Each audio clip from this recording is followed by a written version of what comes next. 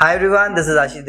Welcome to InfosecTrain, and today we are going to discuss about a vulnerability which is second order SQL injection. So second order SQL injection, it is also known as stored SQL injection. And why it is called stored? Because when the database is storing the input and then the reply is coming from the database, at that time the vulnerability is exploited.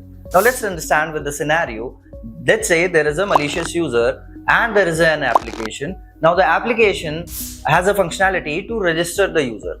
Now when the malicious user registers himself, he enters the username as administrator hyphen hyphen, and then he enters any password like welcome at 123. Right, now once the user is registered, he'll try to log into the application. After logging in, there is a functionality where you can update your password also. So attacker, or the malicious user, he uses this functionality. He enters his username as administrator and enters the new password, whatever password he wants to change.